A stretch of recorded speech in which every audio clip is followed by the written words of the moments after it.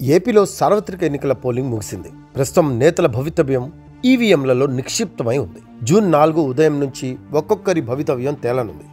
అయితే ఈ నెల 13న పోలింగ్ భారీ ఎత్తున జరగడంతో ఫలితాలపై రెండు రకాల అభిప్రాయాలు తెరపైకొచ్చాయి. ఈ సందర్భంగా ప్రధానంగా రాష్ట్రంలో 4 అత్యంత కీలక ఆసక్తికర స్థానాల ఫలితాలపై చర్చ మొదలైంది. ఏపీలో సార్వత్రిక ఎన్నికల్లో పోలింగ్ భారీ ఎత్తున జరిగిన సంగతి అందరికీ తెలిసిందే. గత 40 ఏళ్లలో ఈ స్థాయిలో పోలింగ్ జరగలేదని అంటున్నారు. ఈ సమయంలో ఇంత భారీ ఎత్తున పోలింగ్ జరగడాన్ని ప్రభుత్వ వ్యతిరేకతను చిహ్నంగా కూటమి నేతలు భావిస్తూ ఉండగా, కూటమి అధికారంలోకి వస్తే తమ జీవితాలు మళ్లీ మొదటికి వస్తాయి అనే భయంతో జనం పోటెత్తారని, అదంతా ప్రో గవర్నమెంట్ ఓటని వైసీపీ నేతలు చెప్పుకుంటున్నారు. ఆ సంగతి అలా ఉంటే ఈసారి ఎన్నికల్లో 4 స్థానాలను వైసీపీ శ్రేణులు అత్యంత ప్రతిష్టాత్మకంగా తీసుకున్నాయని అంటున్నారు. ఆ 4 స్థానాల్లో ఎలాగైనా జెండా ఎగరవేయాలని ఆ పార్టీ అధినేత భావించారు. వీటిలోని 3 స్థానాల్లో టీడీపీ నేతలపైకి స్థానిక మహిళా అభ్యర్థులను బరిలోకి దించడం గమనార్హం. ఈ సందర్భంగా నియోజకవర్గాలు చర్చలో ఉన్న విషయాలను ఇప్పుడు మనం పరిశీలిద్దాం. ముందుగా కుప్పం నియోజకవర్గం అనేది చంద్రబాబు కంచుకోట. ఇక్కడ చంద్రబాబుకి ఎదురు లేదు, తిరుగులేదనే చెప్పాలి. అయితే ఈసారి ఎట్టి పరిస్థితుల్లోనూ చంద్రబాబుని ఓడించాలని వైఎస్ జగన్ కంకణం కట్టుకున్నారని అంటున్నారు. ఈ క్రమంలోనే వైసీపీ అభ్యర్థి భరత్ను గెలిపిస్తే మంత్రిని చేసి పంపుతానని హామీ ఇచ్చారు కూడా. ఈ సందర్భంగా కుప్పం ఇప్పటి వరకు చూడని అభివృద్ధిని చూపిస్తానని జగన్ భరోసా కూడా ఇచ్చారు. ఈ క్రమంలోనే ఇప్పటికే లోకల్ బాడీ ఎలక్షన్స్లో వైసీపీ సత్తా చాటడం, చంద్రబాబు మునిపెన్నడూ లేని విధంగా కుప్పంలో వరుస పర్యటనలు చేయడం తెలిసిందే. ఈ సమయంలో కుప్పంలో చంద్రబాబుని ఓడించే బాధ్యత పెద్దిరెడ్డి రామచంద్రారెడ్డి తీసుకున్నారని అంటారు. అయితే అది అంత ఈజీ కాదు అనేది అంతా చెబుతున్న మాట.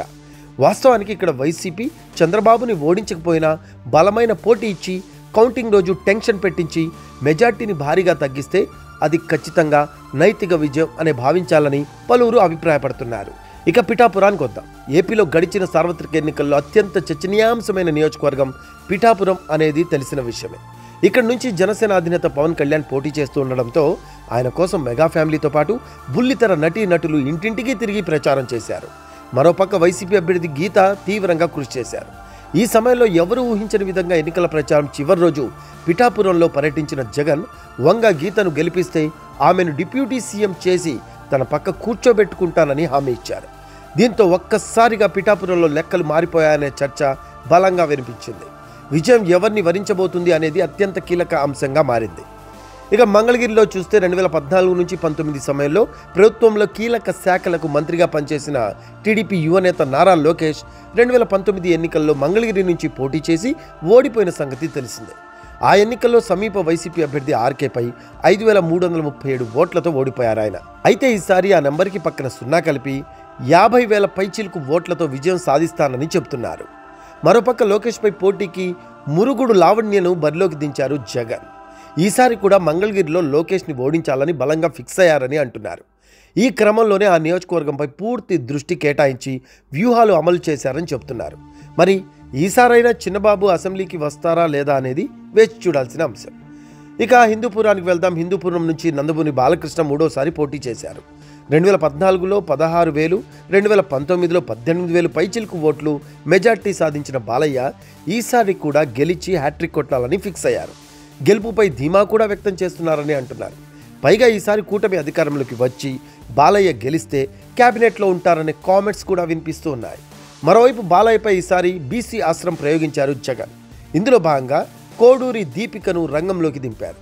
అయితే వేవ్ మాత్రం బాలయ్య వైపు ఉందని కథనాలు వస్తున్నప్పటికీ బీసీలు మాత్రం హిందూపురంలో తమకు అధికారం ఉండాలని చాలా కాలం తర్వాత ఏకతాటిపైకి వచ్చారనే చర్చ కూడా వినిపిస్తూ ఉండడం గమనార్హం.